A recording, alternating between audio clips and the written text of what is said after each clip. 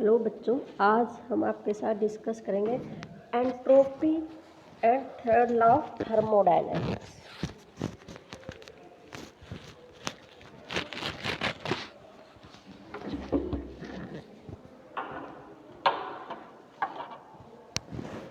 First we will discuss what is entropy.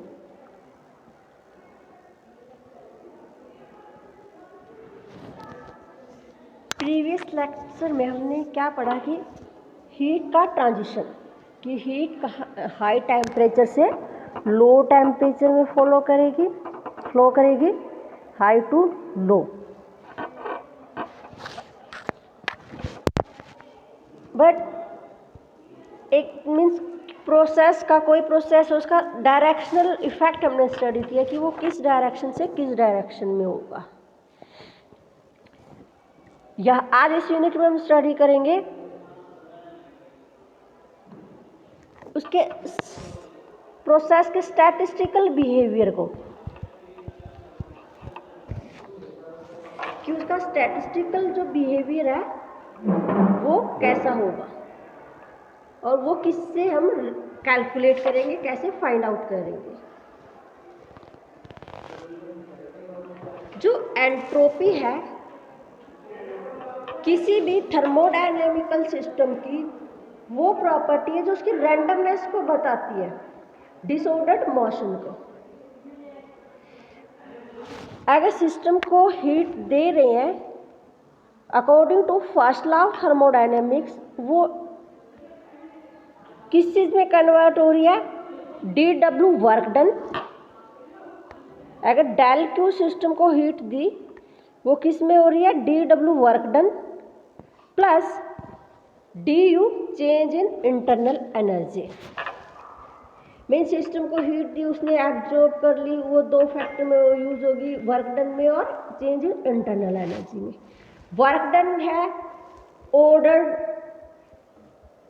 Energy of ordered motion, और d you जो change in internal energy है ये energy of इनऑर्डर्ड motion. कि system अगर internal energy change हो रही है तो सिस्टम का के जो कॉन्स्टिट्यूंट पार्टिकल है उनका इफेक्टिव टेम्परेचर चेंज हो रहा है। अगर वो टेम्परेचर चेंज हो रहा है, काइनेटिक एनर्जी चेंज हो रही है, जो वेलोसिटी काइनेटिक एनर्जी के उसमें वेलोसिटी चेंज हो रही है, वेलोसिटी बढ़ रही है तो रैंडमनेस बढ़ रही है। तो ये किसको रिप्रेजेंट कर रहा है, डिसऑर्डर्ड मोशन को। Entropy is the measure of system's thermal energy per unit temperature that is unavailable for doing useful work। कि जो according to first law of thermodynamics system को हीट दी तो एक तो यूजफुल वर्क में होगी, और जो यूजफुल वर्क में नहीं उसने क्या कर दिया, उसकी रैंडमनेस को बढ़ा दिया सिस्टम की, क्योंकि वो उसकी इंटरनल एनर्जी को बढ़ा रही है। D Q is converted into work and internal energy. Work में वो होगी यूजफुल हीट, यूजफुल वर्क में होगी, और जो वर्क में नहीं हुई वो किस में होगी, उसने उसकी रैंडमनेस को बढ़ा दिया, डिसऑर्डर्ड मोशन को बढ़ा दिया। तो यहाँ पर वर्क हमें कहाँ से ऑब्टेन्ड हो रहा है, ऑर्डर्ड मॉलिक्यूलर मोशन से, और एंट्रोपी कहाँ से है, डिसऑर्डर्ड मॉलिक्यूलर मोशन से। According to Carnot's theorem, Carnot cycle, amount of heat given or lost by a working substance is a variable which described a complete Carnot cycle। Mean हमने Carnot cycle में पढ़ा था, उसमें 4 processor थे, पहले isothermal expansion, फिर adiabatic expansion, फिर isothermal compression, फिर एडियाबैटिक कंप्रेशन। जो हीट है हमने कहीं पे भी एक परफेक्ट डिफरेंशियल नहीं ली, क्योंकि हीट कई फैक्टर्स पर डिपेंड है, एक फैक्टर उसको कंप्लीटली डिफरेंशिएट नहीं कर सकता। तो हीट क्या है, पार्शियल डिफरेंशियल इक्वेशन।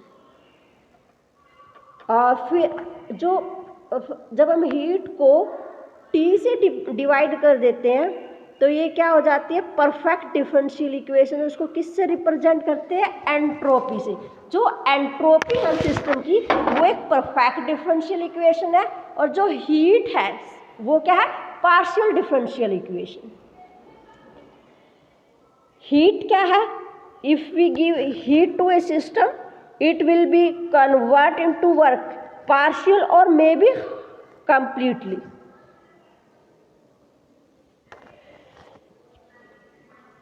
क्लॉसियस ने स्टेटमेंट दी कि जो हीट है according to second law of thermodynamics बिना किसी एक्सटर्नल एजेंसी के लो टू हाई ट्रांसफर नहीं होगी, कि डायरेक्शनल इफेक्ट को स्टडी किया। और जो ये थर्मोडायनेमिकल वेरिएबल हैं, प्रेशर, वॉल्यूम, टेम्परेचर और इंटरनल एनर्जी, ये उस सिस्टम के थर्मोडायनेमिकली प्रोसेस से लिंक्ड है। मीन्स इनसे हमें थर्मोडायनेमिकल डिस्क्रिप्शन मिल जाएगा सिस्टम का, कि उस सिस्टम का हर एक मॉलिक्यूल, प्रेशर हम हर एक मॉलिक्यूल का तो बता नहीं सकते, मॉलिक्यूल ना वॉल्यूम बता सकते, हम एक कंप्लीट सिस्टम की बात करेंगे। पर जब सिस्टम का स्टैटिस्टिकल बिहेवियर हमने स्टडी करना है तो वहां पर टर्म यूज होगी एंट्रोपी। एंट्रोपी कॉन्स्टिट्यूट पार्टिकल की रैंडमनेस से बताती है कि उस सिस्टम की क्या एंट्रोपी होगी। अगर पार्टिकल की काइनेटिक एनर्जी ज़्यादा है, उनकी वेलोसिटी ज़्यादा है, तो ज़्यादा रैंडमनेस होगी, अगर कम है तो कम रैंडमनेस होगी। और दूसरा इफेक्टिव रैंडमनेस, अगर हम एक सिस्टम को, दो सिस्टम हमने ले लिए और दोनों सिस्टम को हमने डेल क्यू हीट दी, एक सिस्टम का टेम्परेचर T1 है और दूसरे का है T2, T1 greater than T2, तो जिस सिस्टम का टेम्परेचर ग्रेटर है उसकी ऑलरेडी मॉलिक्यूल काइनेटिक एनर्जी ज़्यादा होगी, ज़्यादा है तो एवरेज जो एंट्रोपी है उसकी ज़्यादा। जब हम उसको डेल क्यू हीट देंगे दोनों सिस्टम को, तो जो कंपैरेटिव चेंज होगा एंट्रोपी का इसमें ज़्यादा होगा जिस सिस्टम का टेम्परेचर कम है। हमने सेम हीट दी पर एंट्रोपी रैंडमनेस किसकी ज़्यादा बढ़ी, जिसकी हीट टेम्परेचर जिसका कम है, जिनकी ऑलरेडी काइनेटिक एनर्जी कम है। तो जो चेंज इन एंट्रोपी सिस्टम के टेम्परेचर पर भी डिपेंड करती है कि उसका टेम्परेचर क्या होगा। अब हम डिराइव करेंगे इक्वेशन, एंट्रोपी की equation from the first law of thermodynamics.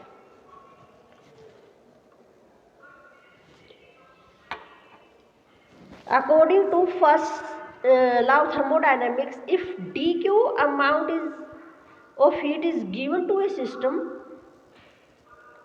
then it will be equal to amount of work done plus change in internal energy of the system.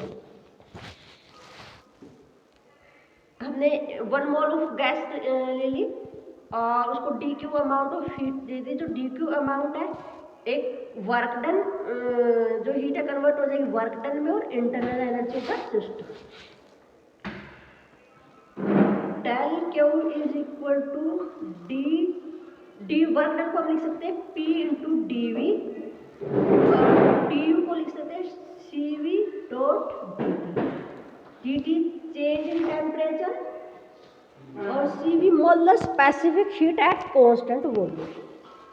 हमने एंट्रोपी को करना, और एंट्रोपी क्या है, it is the ratio of change in energy per unit temperature.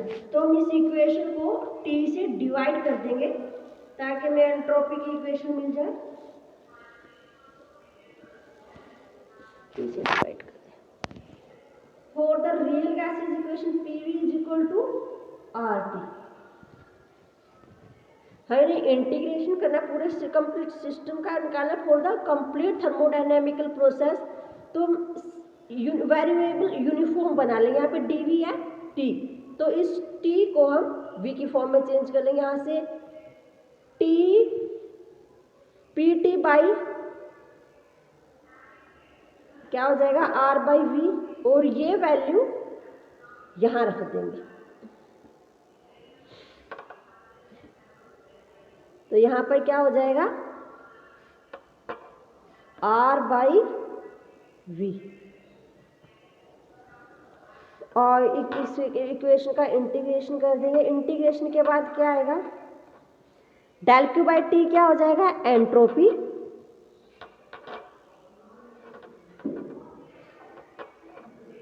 Del Q by T is equal to हो जाएगा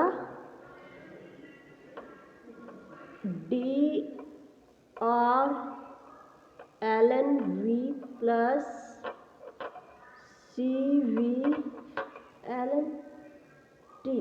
जो right hand equation है अपनी वो परफेक्टली डिफरेंशियल इक्वेशन है, तो लेफ्ट हैंड साइड इक्वेशन भी क्या होगी परफेक्टली डिफरेंशियल इक्वेशन। तो इसको हम रिप्रेजेंट करेंगे डी एस से, डी एस क्या हो गया डेल क्यू बाई टी। तो यहाँ से हम कंक्लूड कर सकते हैं कि जो एंट्रोपी है वो क्या होगी del Q by T is a perfect differential equation.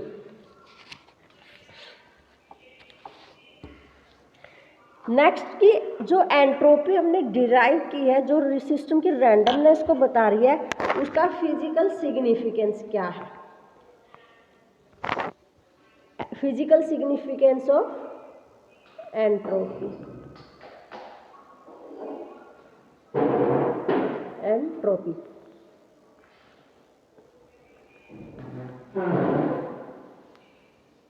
जब हम सिस्टम को D Q amount of heat दे रहे हैं या उससे ले रहे हैं, तो सिस्टम की जो इंटरनल एनर्जी है वो चेंज हो जाएगी। अगर हम देंगे तो वो बढ़ जाएगी, अगर लेंगे तो क्या है घट जाएगी।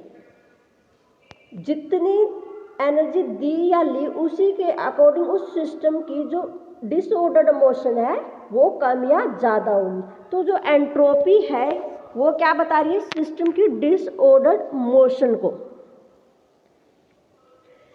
और दूसरा कि जो हीट दे रहे हैं वो किस टेम्परेचर पर दे रहे हैं सिस्टम को। अगर सिस्टम का टेम्परेचर ऑलरेडी ज़्यादा है तो जो इफेक्टिव चेंज होंगे वो एंट्रोपी इन डिसऑर्डर्ड मोशन वो कम होंगे एज कंपेयर टू अगर सिस्टम कम टेम्परेचर पर हो। तो अगर टेम्परेचर सिस्टम का ज़्यादा है तो लेस डिसऑर्डर होगा सेम अमाउंट ऑफ हीट देने से एज कंपेयर टू अगर सिस्टम का टेम्परेचर, अगर सिस्टम का टेम्परेचर ज़्यादा है तो डिसऑर्डर कम होगा या एंट्रोपी कम चेंज होगी सेम अमाउंट ऑफ हीट अगर हम सिस्टम लो टेम्परेचर पर है। तो डिसऑर्डर्ड मोशन किस चीज़ पर डिपेंड कर रही है दूसरा कि टेम्परेचर का कितना है सिस्टम का। Entropy quantitatively linked with disorder in the system or what is the temperature of the system। next जो ds है उसके डिनोमिनेटर में टेम्परेचर है, जो डिनोमिनेटर में जो टेम्परेचर है वो मैथमेटिकली लिंक्ड करता है उसकी सेमी इक्विलिब्रियम या क्वाजी स्टेट्स को।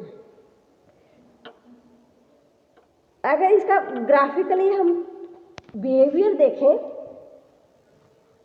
कि कोई थर्मोडायनेमिकल प्रोसेस हो रहा है, हमने जब हम उसको हीट देंगे और उससे हीट लेंगे तो क्या उस थर्मोडायनेमिकल सिस्टम का टेम्परेचर चेंज होगा। तो टेम्परेचर चेंज हो रहा है, पहले अलग टेम्परेचर फिर अलग, तो हमें उस सिस्टम में इक्विलिब्रियम को मेंटेन करना है। तो क्या करेंगे उसको हम स्मॉल स्मॉल इंटरवल में डिवाइड कर देंगे और जो एक स्मॉल इंटरवल है वो इतना स्मॉल होगा कि इक्विलिब्रियम स्टेट को रिप्रेजेंट करेगा। अगर सिस्टम हीट गेन कर रहा है तो नेक्स्ट इक्विलिब्रियम स्टेट आएगी, अगर वो लॉस कर रहा है तो प्रीवियस इक्विलिब्रियम स्टेट आएगी। और ये जितनी भी स्टेट एक थर्मोडायनेमिकल प्रोसेस में उनको क्या कहते हैं, सेमी इक्विलिब्रियम स्टेट या क्वाजी स्टैटिस्टिक्स। जब हम सिस्टम को हीट दे रहे हैं या उससे ले रहे हैं तो एक इक्विलिब्रियम स्टेट से दूसरी इक्विलिब्रियम स्टेट में ट्रांजिट हो रहा है।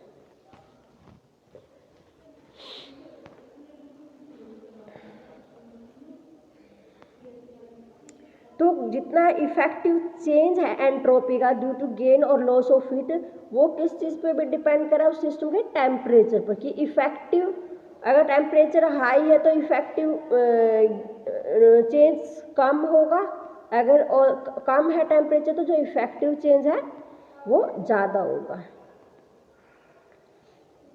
एंट्रोपी और थर्मल इनर्शिया, एंट्रोपी को हम थर्मल इनर्शिया भी कह सकते हैं। यूनिवर्स में जितने भी नेचुरल प्रोसेस है उनकी टेंडेंसी क्या रहती है कि वो मैक्सिमम एंट्रोपी को गेन करें। और इनर्शिया क्या है, ability of a system to remain in rest और uniform motion until and unless कोई उस पर एक्सटर्नल फोर्स ना लगे। तो दोनों सेम चीज़ को रिप्रेजेंट कर रहे हैं, तो यहाँ पे एंट्रोपी को हम क्या कह सकते हैं, थर्मल इनर्शिया।